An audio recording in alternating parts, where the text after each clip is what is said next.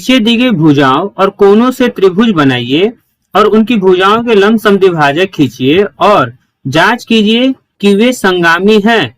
अब देखिए यहाँ हमें त्रिभुज की भुजाओं और कोनों का माप दिया गया है और इसके आधार पर हमें एक त्रिभुज की रचना करनी है और फिर उनकी भुजाओं के लंब समद्विभाजक को खींचना है और यह देखना है कि क्या वे लंब समद्विभाजक संगामी हैं, मतलब कि एक ही बिंदु से होकर तीनों लंब समद्विभाजक गुजर रहे हैं या नहीं। ठीक है, जिसमें पहले क्वेश्चन में हमें 7 सेंटीमीटर, 5 सेंटीमीटर और 4 सेंटीमीटर की भुजा का माप दिया गया है।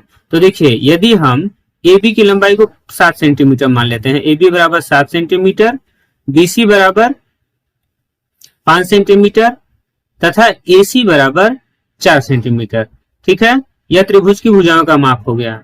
अब जब त्रिभुज की तीनों भुजाओं का माप दिया गया हो और उसके आधार पर हमें त्रिभुज की रचना करनी हो तो हम हमेशा कोशिश यह करेंगे कि जो सबसे बड़ी भुजा है हम उसे आधार के रूप में लेंगे। ठीक है, तो यहाँ सबसे बड़ी भुजा AB बराबर 7 सेंटीमीटर है, तो स्केल की सहायता से हम 7 सेंटीमीटर का एक भुजा ले लेंगे। तो देखिए यहाँ स्केल पर हमने 7 सेंटीमीटर माप का एक भुजा AB ले लिया। ठीक है, यह AB बराबर 7 सेंटीमीटर हो गया। अब है BC बराबर 5 सेंटीमीटर। तार की सहायता से स्केल पर एक 5 सेंटीमीटर का चाप ले लेंगे।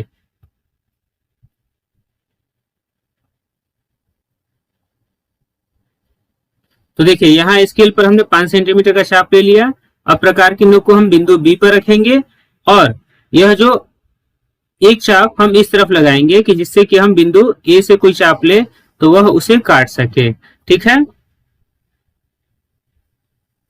भुजा AC की लंबाई 4 सेंटीमीटर है, तो अब हम चाप की लंबाई को 4 सेंटीमीटर कर लेंगे। तो देखिए यहाँ हमने चाप की लंबाई को 4 सेंटीमीटर कर लिया। अब प्रकार की नोक को बिंदु A पर रखेंगे और यह जो पहले से लिए गए चाप को काटेंगे। तो देखिए जब हमने यह पहले से लिए गए चाप को काटा तो यह दोनों चाप इस बिंदु पर आकर मिल रहे हैं। ठीक है, यह जो बिंदु होगा वह त्रिभुज का शीर्ष C होगा। ठीक है, तो इसे हम C से निरूपित कर लेंगे। अब बिंदु C को A से तथा B से मिलाएंगे। तो देखिए यहाँ हमने AC को मिला लिया। अब हम BC को मिलाएंगे।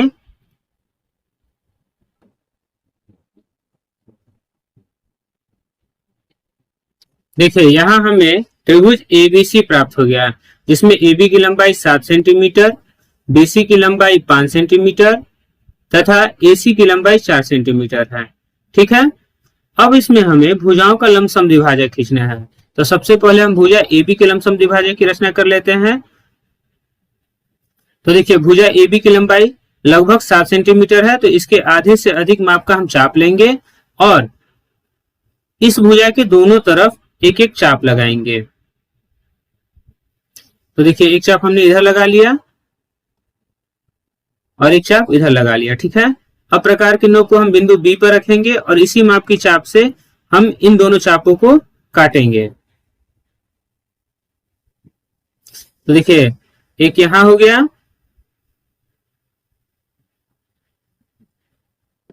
और एक कटान बिंदु ये हो गया। ठीक है, अब हम इन दोनों बिंदुओं को मिला लेंगे जिससे हमें भुजा AB का लंब समद्विभाजक मिल जाएगा। ठीक है, इस रेखा का नामकरण L के रूप में करते हैं, तो L जो होगा वह AB का लंब समद्विभाजक होगा। ठीक है, इसी प्रकार अब हम भुजा BC का लंब समद्विभाजक खींचेंगे। अब भुजा BC के आधे से अधिक माप का हम चाप लेंगे। तो देखिए हमने इसके आधे से अधिक माप का चाप लिया। अब इसके दोनों तरफ हम एक चाप लगाएंगे।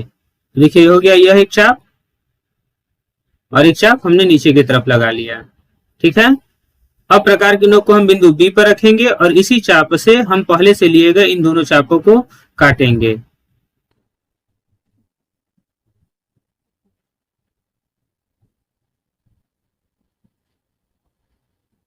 तो देखिए यह दोनों चाप एक दूसरे को इस बिंदु पर और इस बिंदु पर काट रहे हैं। ठीक है, अब हम इन दोनों बिंदुओं को स्केल की सहायता से मिला लेंगे। तो देखिए हमने जब दोनों बिंदुओं को स्केल की सहायता से मिलाया तो ये दोनों बिंदु एक दूसरे को इस बिंदु पर, ये दोनों लंब केंद्र एक दूसरे को इस बिंदु पर काट रहे हैं। ठीक है, त्रिभुज की तीनों भुजाओं के लंब समद्विभाजक एक ही बिंदु पर आकर मिलते हैं। ठीक है, यदि हम दो भुजाओं के लंब समद्विभाजक को खींच ले तो तीसरी भुजा का लंब समद्विभाजक भी उसी स्थान पर मिलेगा और यही त्रिभुज का परिकेंद्र होगा। ठीक है, परंतु यहाँ हमें कहा गया है कि उनकी भुजाओं के लंब समद्विभाजक खींचिए, तो हम यहाँ तीनों भुजाओं के लंब समद्विभाजक खींचेंगे। ठीक है, अब हम भुजा AC का लंब समद्विभाजक खींचे तो देखिए इसके आधे से अधिक माप का हमने चाप ले लिया। अब इसके दोनों तरफ हम एक एक चाप लगाएंगे।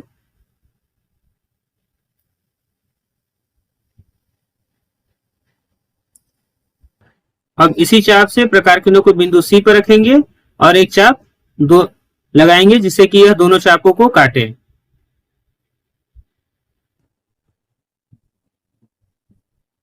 तो देखिए ये दोनों चाप एक दूसरे को इस बिंदु पर काट रहे हैं। अब हम इन दोनों बिंदुओं को मिलाते हुए रेखा खींचेंगे। ठीक है, तो देखिए जब हमने इन दोनों बिंदुओं को मिलाते हुए रेखा खींचा तो यह पहले से जो दो लंब समद्विभाजक हैं उसी बिंदु पर आकर मिल रहे हैं। ठीक है, अब प्रश्न में पूछा गया है कि जांच कीजिए कि वे संगामी हैं। तो देखिए यह तीनों लंब केंद्र जो हैं वह एक ही बिंदु पर आकर मिल रहे हैं। देखिए प्रश्न में कहा गया है कि जांच कीजिए कि वे संगामी हैं। तो देखिए यहाँ हम देख रहे हैं कि भुजाओं के लंब समद्विभाजक एक ही बिंदु पर आकर मिल रहे हैं। इसका मतलब यह हुआ कि यह संगामी है। ठीक है, और इस बिंदु का जो नाम होगा वह त्रिभुज का परिकेंद्र होगा। ठीक है, हमने पहले देखा था कि यदि हम इसे केंद्र मानकर एक वृत्त खींचे तो यह वृत्त के तीनों शीर्षों से होकर जाएगा यदि हम एक शीर्ष को मिलाकर करें। तो देखिए अगर हमने इसे प्रकार केंद्र को केंद्र पर रखा है और इसे बिंदु A से मिलाते हैं, ठीक है, और एक वृत्त खींचते हैं,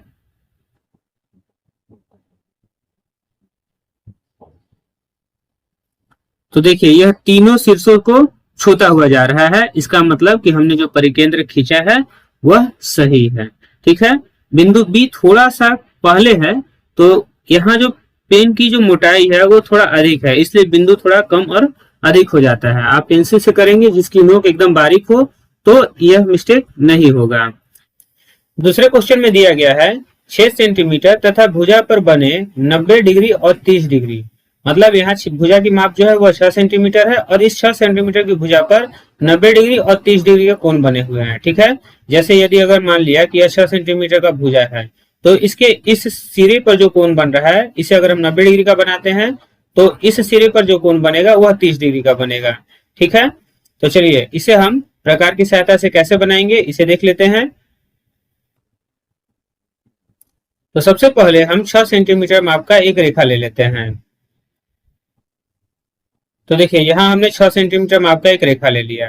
ठीक है, इसका नामकरण यदि हम ए बी के रूप में करते हैं, ठीक है, तो अब हम यहाँ बिंदु ए पर 90 डिग्री का कोण बनाएंगे। तो 90 डिग्री का कोण बनाने के लिए हम चांद का प्रयोग करेंगे, इसलिए क्योंकि प्रकार की सहायता से अगर हम कोण बनाते हैं तो इसमें बहुत से चाप लेने पड़ेंगे जिससे कि हमारा फिगर थोड़ा गंदा होगा। तो हम चांद की सहायता से बनाएंगे जिससे कि हमारा फिगर साफ सुथरा हो और हम इसके लंब समद्विभाजक को खींचना आसानी से सीख सके। तो देखिए 90 डिग्री का कोण बनाने के लिए हमने 0 डिग्री को रेखा AB पर रखा है। अब यहाँ से यह 90 डिग्री का हो गया। ठीक है, यह 90 डिग्री कोण का निशान हो गया। अब हम इसे मिला लेते हैं।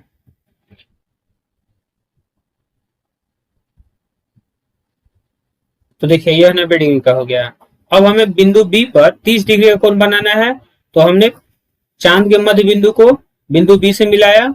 अब यह 0 डिग्री का रेखा है वह AB को टच कर रहा है। अब यहाँ से देखिए 0 से हम 0, 10, 20, 30, यह 180 वाला हम नहीं लेंगे, हम 0 वाला लेंगे।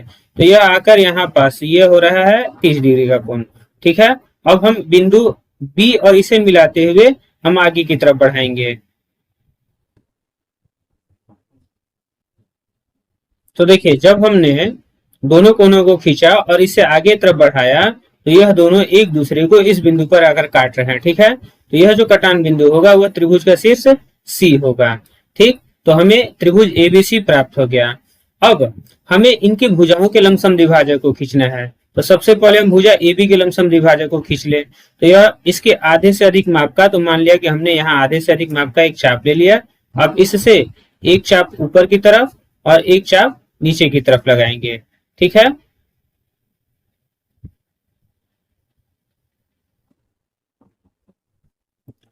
अब इसी माप की चाप से प्रकार की नोक को बिंदु बी पर रखेंगे और पहले से लिए गए इन दोनों चापों को काटेंगे। तो देखिए यह दोनों एक दूसरे को यहाँ काट रहे हैं, यहाँ हो गया और यह यहाँ हो गया।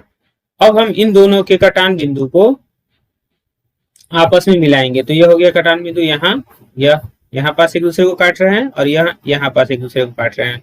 अब स्केल की सहायता से हम इन दोनों को मिला लेंगे। देखिए हमने जब इसे मिलाया तो यह, अगर इसका नामकरण हम एल रेखा के रूप में करते हैं तो एल भुजा ए बी का लंब समद्विभाजक हो गया। ठीक है, इसी प्रकार हम भुजा बीसी के लंब समद्विभाजक को खींचेंगे तो इसके आधे से अधिक माप का हम चाप लेंगे। तो देखिए हमने इसके आधे से अधिक माप का, मतलब पूरे से थोड़ा सा कम माप का चाप ले लिया। अब प्रकार की नोक को बिंदु बी पर रखते हुए एक चाप हम बाहर की तरफ लगा रहे हैं। ठीक है, और इसी से हम नीचे की तरफ भी एक चाप लगा लेंगे।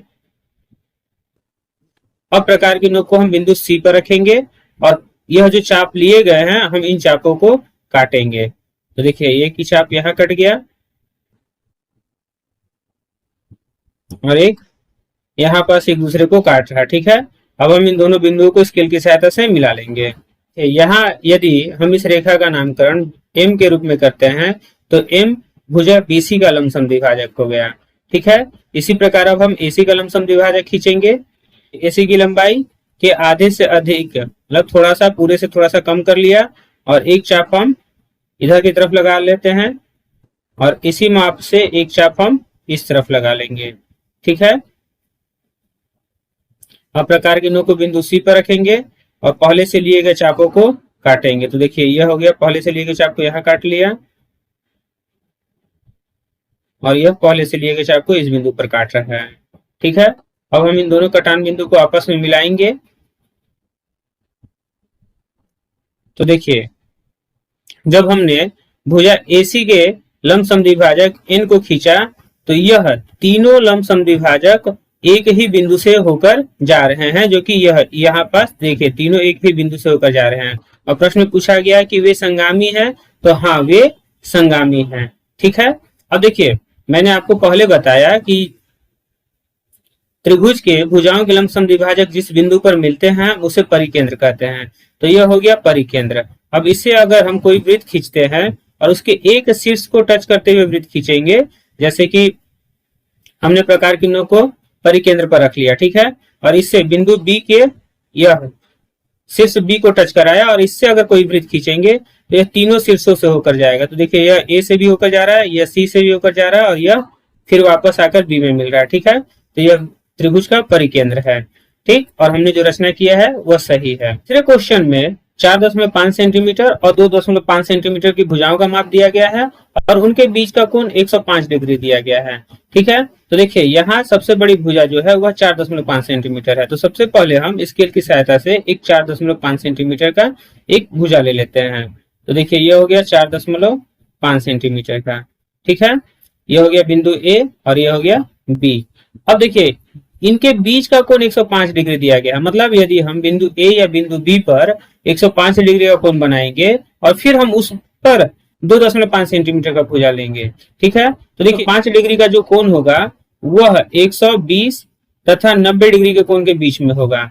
ठीक है, तो इसके लिए हमें 90 डिग्री का कोण बनाना होगा, 120 डिग्री के कोण का चाप लेना होगा और फिर इसका आधा करना होगा, जिससे कि हमें 105 डिग्री का कोण प्राप्त हो। तो प्रकार की सहायता से यदि हम इतना रचना करेंगे तो हमारा जो फिगर होगा वो बहुत ही हौच पौच हो जाएगा। ठीक है, तो हम चांद की सहायता से ही 105 डिग्री का कोण बना लेते हैं, जिससे कि हमें लंब केंद्र को खींचना आसान हो सके।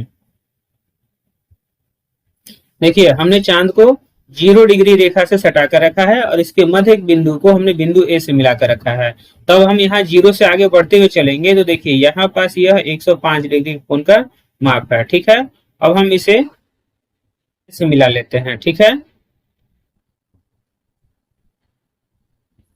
तो देखिए इसे हमने बिंदु ए से मिला लिया। अब यहाँ पास जो कोण बन रहा है वह 105 डिग्री का कोण बन रहा है। ठीक है, अब दूसरी भुजा जो दिया गया है वह 2.5 सेंटीमीटर का दिया गया है। हम प्रकार की सहायता से एक 2.5 सेंटीमीटर का चाप ले लेते हैं। यह देखिए यह हो गया 2.5 सेंटीमीटर का।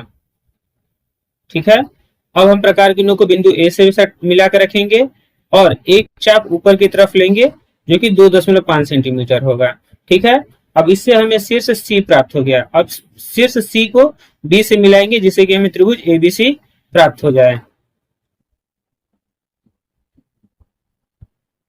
तो देखिए यहाँ हमें त्रिभुज एबीसी प्राप्त हो गया, जिसमें AB की लंबाई 4.5 सेंटीमीटर तथा AC की लंबाई 2.5 सेंटीमीटर है। ठीक है, और इनके बीच का कोण जो है वो 105 डिग्री का है।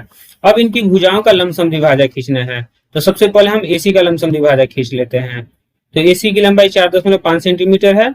इसके आधे से अधिक और पूरे से कम का एक चाप लिया और हमने इस भुजा के दोनों तरफ एक एक चाप लगा लिया। ठीक है,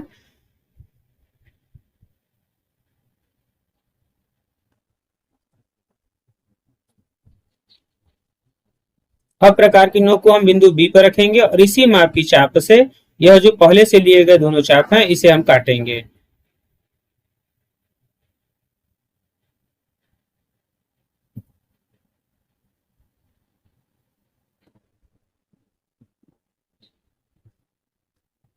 अब देखिए इन दोनों चापों के कटान बिंदु को हम आपस में मिला लेंगे। यदि हम इस रेखा का नामकरण एल से करते हैं तो एल ए बी का लंबसम द्विभाजक हो गया। ठीक है, इसी प्रकार अब हम बीसी का लंबसम द्विभाजक खींचेंगे। तो देखिए इसके आधे से अधिक माप का चाप लिया हमने और बिंदु सी पर प्रकार की नोक को रखते हुए एक चाप ऊपर की तरफ लगाया और एक चाप नीचे की तरफ लगाया। अब इसी माप से हमने प्रकार की नोक को बिंदु बी पर रखा और पहले से लिए गए इन दोनों चापों को काटा।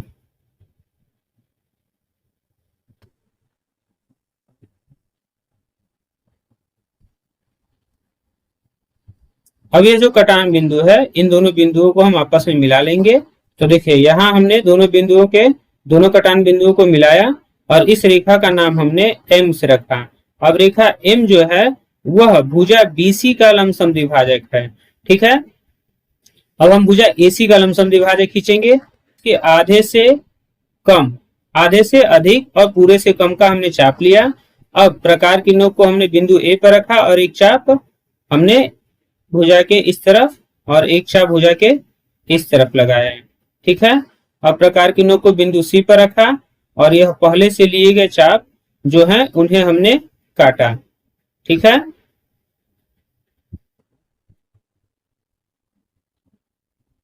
अब इन दोनों चापों के कटान बिंदु को हम आपस में मिला लेंगे। तो देखिए यहाँ पास यह कटान बिंदु है और यह कटान बिंदु यहाँ पास है। अब हम स्केल की सहायता से इन दोनों को मिला लेंगे।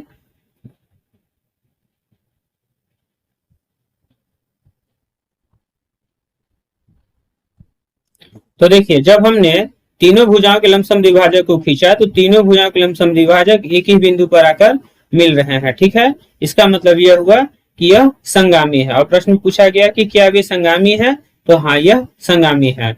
अब यह त्रिभुज का परिकेंद्र है। अगर हम प्रकार की नोक को इस बिंदु पर रखे, परिकेंद्र पर रखे और चाप की लंबाई इसके किसी शीर्ष से मिलाकर रखे, जैसे हमने यहाँ शीर्ष सी से मिलाकर इसे रखा, और यदि हम इसके वृत्त खींचेंगे तो यह तीनों शीर्षों से होकर जाएगा।